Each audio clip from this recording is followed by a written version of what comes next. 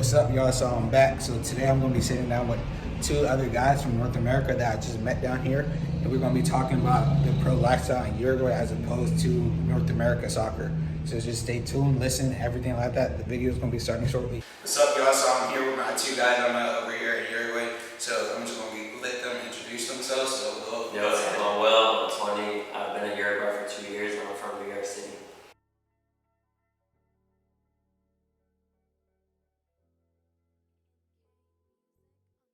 You heard?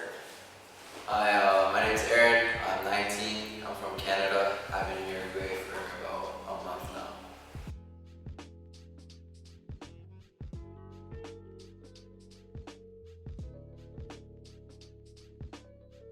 And obviously, I know you, but like, how long have you been in Uruguay at this point? So I arrived here in third week of August, and now I'm just here about 2 months now.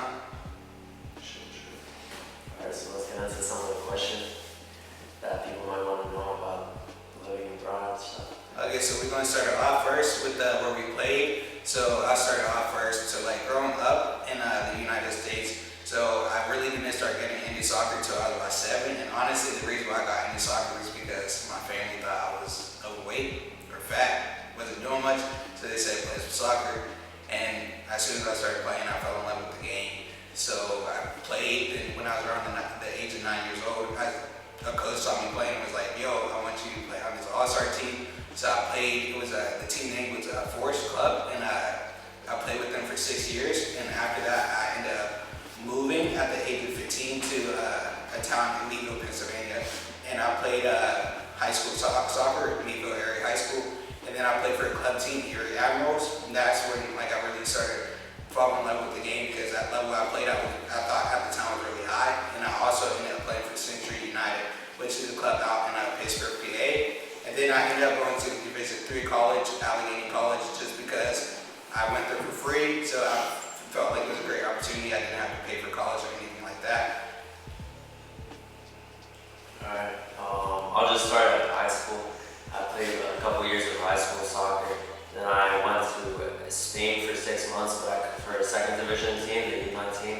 I couldn't end up signing because I wasn't 18 years old. I think I learned a lot from that experience. It's definitely very technical there, so I got a lot better in that aspect. And after that, I came back and I played a couple years with FC Westchester in the Development Academy of the United States. And I was thinking about going to college, but some stuff happened. And I had the opportunity to come over here to Uruguay to try out for a couple teams. I ended up signing with Montevideo City Torque, first division club here. I played with the U19 team last year, and this year the U23s, and I just left a week ago, so I'm looking for what to do next. Alright, so for me, I started playing soccer when I was like 7, and I just grew up playing, and I really enjoyed it. My brother and I always made it more exciting for each other. And also, I was in high school, and I played some academy soccer. I was on Toronto Skills. I was on a bunch of other teams. But before coming here to Uruguay, I was with a team called Athlete Institute, and then I ended up joining my university soccer team.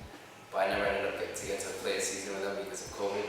So I was just training with them, and then I went to Serbia for 2 weeks for a showcase trial, and then I went to Greece for a trial, and both trips didn't end up working out for me, so this opportunity in Uruguay opened up, so I ended up taking it, and I'm here now trying out for Rentita, and The first division team. first division team, and let's just hope it goes well. Yeah, it's kind of crazy how we all have these different stories, and we ended up together in this dirty ass. So the next question that leads us here is pretty much like what brought us out here in Uruguay. So I'll lead off with that one. So right before I came out here this past year, I spent about 2 months at Soccer Visa, which is a pro development club. And when I was over there, I learned so much about soccer, South America soccer, everything like that. I started recognizing that South American soccer is completely different from North America, and a lot of things I was taught in North America just was not going to help me get to the professional style of play that I actually wanted to get to. It actually made me go professional. So when I was out there, I learned so much, and I just wanted to continue to grow as a soccer player. So then after I left soccer visa, I came home in about like the month of June, and then I started talking to other people.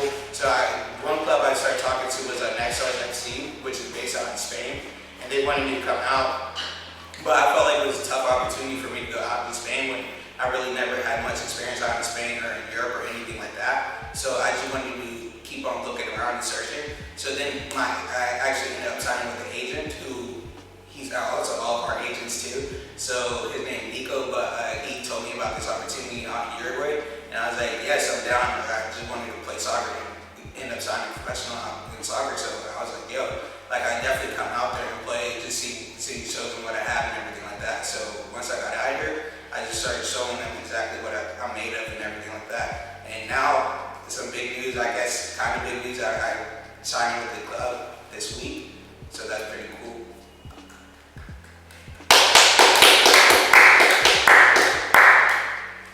Aaron, hop up. Alright, so what brought me here is like I've always wanted to become a professional footballer, and after my failed trials at the certain countries I went to, Yes, it didn't go well. Part of the journey, you know, but yeah, I'm here, you know, I'm here. I know that Uruguay is a great way to start your career, and I talked to Nico, and he talked about this opportunity, and I thought it was a good chance to take, so yeah, I'm here. Yeah, basically what got me out here was I was always thinking about playing college soccer after high school, and then my goal was always to, after that, to become a professional soccer player. And after that, I kind of realized that instead of, I'm young, so I might as well pursue this dream right now instead of waiting. I can always go to school later. So I ended up coming here instead of going to college, and it worked out. I got on the team, like I said before, so I've been here for a while now, and I think it's helped me a lot as a player. Alright, so I guess a couple questions got left. So one of them is probably a big question a lot of people have, is like what the difference is, or a few differences are between North American soccer and Uruguay soccer, obviously. So you want to lead Well, basically after playing here for 2 years, I've noticed that there is a lot of a difference. And basically, for one, the most important one is just the passion. Everybody here is so passionate about the sport. It's like so ingrained in the culture, which is you don't really get too much in North America. And the style of play is even different. It's a lot, I would say, a lot rougher here. People really go hard for the ball, and I think I've improved a lot in that aspect of the game, which I think that is much in North America. And I honestly think a lot more people in North America should look to come to this Uruguay or anywhere in South America to start out their careers and get some really good training. Yeah, so there's a big difference in the speed of play.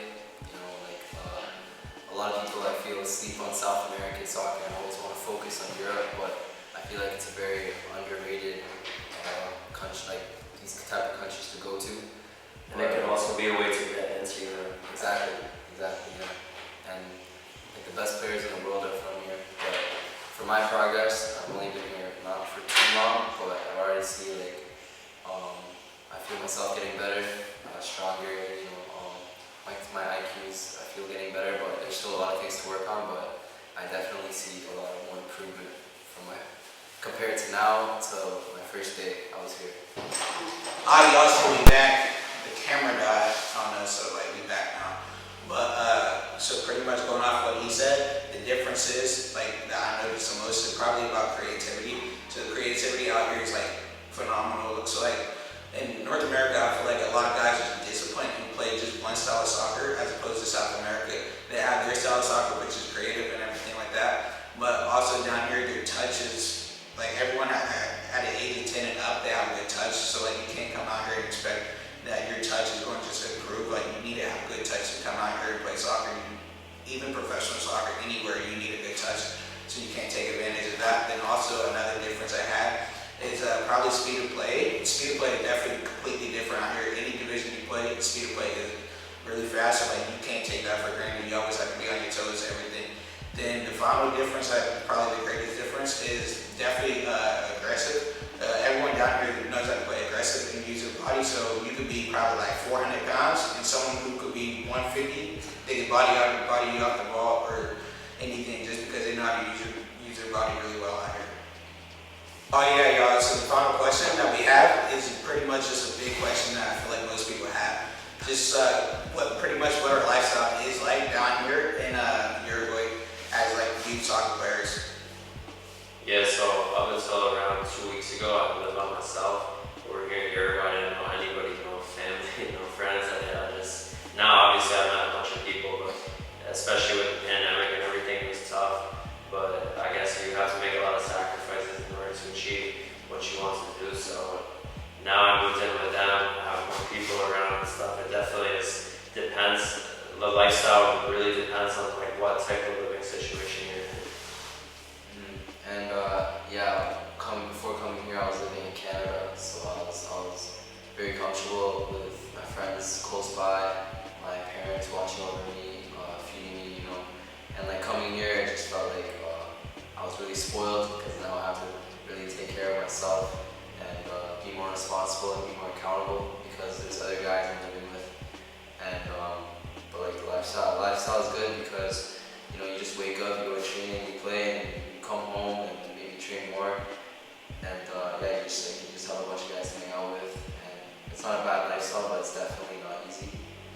So yeah, going off of that, both of what they said is completely true. So like what I noticed coming out here, the lifestyle is different because obviously like you're on your own, independent. It's like you're like on your own, like a dog. But like also you're living the lifestyle like you kind of always like wanted. Besides like obviously like the $1 million contract that it's like the end goal obviously. But you're down here, you're living a life that pretty much like a professional footballer because you're out here waking up every single day, going throughout your day, going to practice and training, lifting, and having games just like a professional player, eating the way that a professional footballer should, everything like that. Even if you're signed or not signed, you're doing the same thing that you should be doing as a professional soccer player. Then going off of that, another lifestyle change down here, just like you're definitely independent. Everything you're doing is just like on your own. Like you can't just take anything for granted. Like you always have to look out for yourself and others who are living with you. Anything to close it off? Alright, I have a YouTube channel too. You might be starting one, so. No, Eric is starting a channel, so like I'm gonna drop this link for his channel, then his new channel he's starting down below, and then I'll keep y'all updated with everything that's going on down here. We'll be trying to post some more videos, some more tasting stuff going forward. And also, I'm heading back to the States on Friday, so as soon as I get back, I'll probably drop a workout video or something like that the following week to keep y'all updated. Thank y'all for watching, subscribe, everything like that.